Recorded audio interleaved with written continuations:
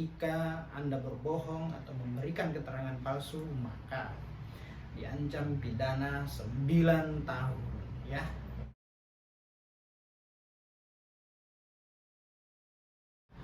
Assalamualaikum warahmatullahi wabarakatuh.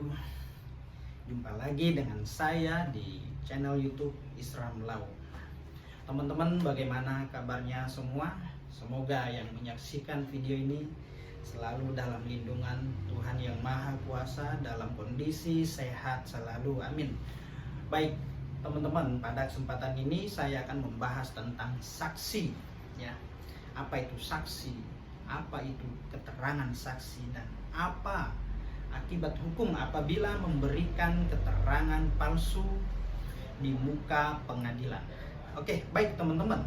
Pada substansi pembahasan kali ini adalah akibat hukum atau resiko hukum apabila memberikan keterangan palsu di muka pengadilan. Oke, baik.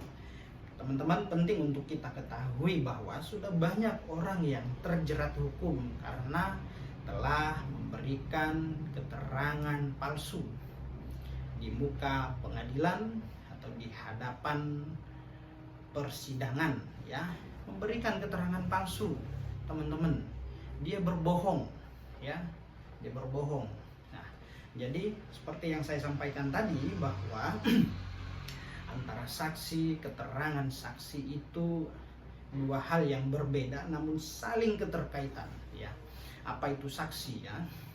Saksi adalah orang yang dapat memberikan keterangannya guna kepentingan penyelidikan, penyidikan, penuntutan, bahkan sampai pada tahap pemeriksaan di persidangan terhadap ya suatu peristiwa yang telah ia rasakan sendiri, alami sendiri, lihat, dengar ya. Jadi itu definisi seorang saksi: melihat, mendengar, merasakan.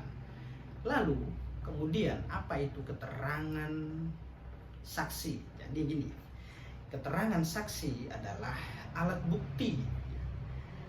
Alat bukti berupa keterangan yang kita sampaikan, kita ucapkan ya di muka pengadilan.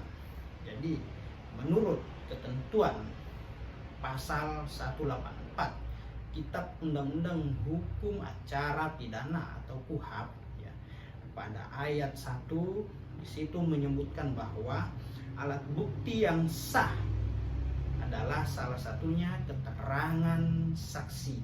Jadi teman-teman begini, apa yang kita ucapkan, apa yang kita sampaikan di hadapan persidangan pada saat menjadi saksi itu merupakan alat bukti teman-teman ya.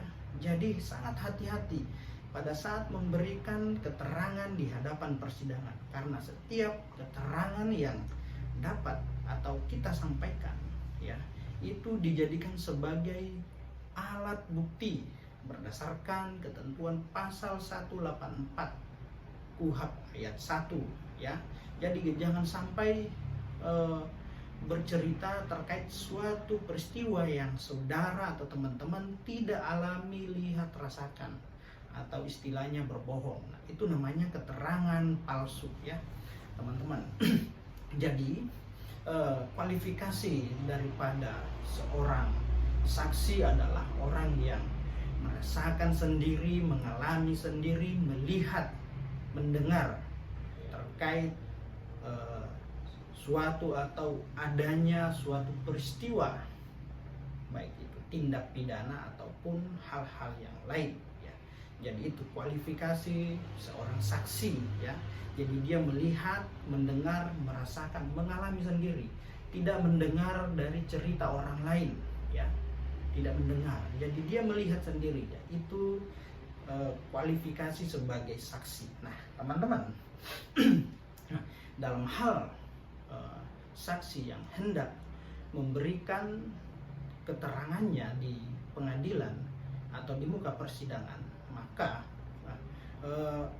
baik itu saksi yang dihadirkan oleh jaksa penuntut umum, baik itu dari penasehat hukum atau pengacara, atau saksi yang dihadirkan oleh dari pihak penggugat atau tergugat, maka terlebih dahulu dia akan diambil sumpahnya, ya, berkata yang sebenar-benarnya, menyampaikan sejujur-jujurnya atas demi Tuhan, ya.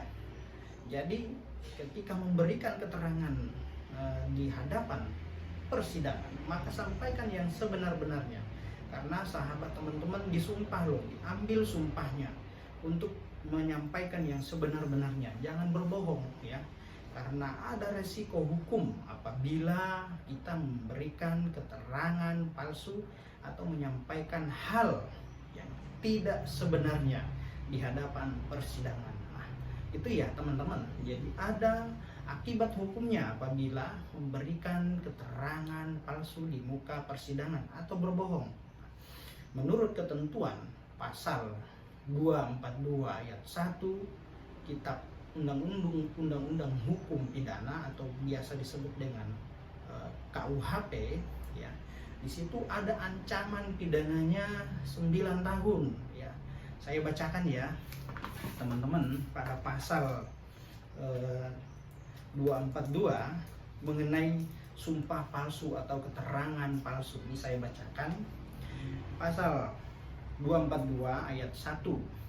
Barang siapa dalam keadaan di mana undang-undang menentukan supaya memberikan keterangan di atas sumpah atau mengadakan akibat hukum kepada keterangan yang demikian dengan sengaja memberikan keterangan palsu di atas sumpah dengan lisan atau tulisan secara pribadi maupun oleh kuasanya yang khusus ditunjuk untuk itu, diancam pidana dengan penjara paling lama 7 tahun. Itu ayat 1. Lalu ayat 2-nya menyatakan seperti ini. Ayat 2. Jika keterangan palsu di atas sumpah diberikan dalam perkara pidana dan merugikan terdakwa atau tersangka yang bersalah, diancam dengan pidana penjara paling lama 9 tahun.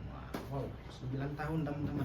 Hanya karena lisan kita, ucapan kita berbohong, maka dapat dipidana 7 atau 9 tahun penjara, ya.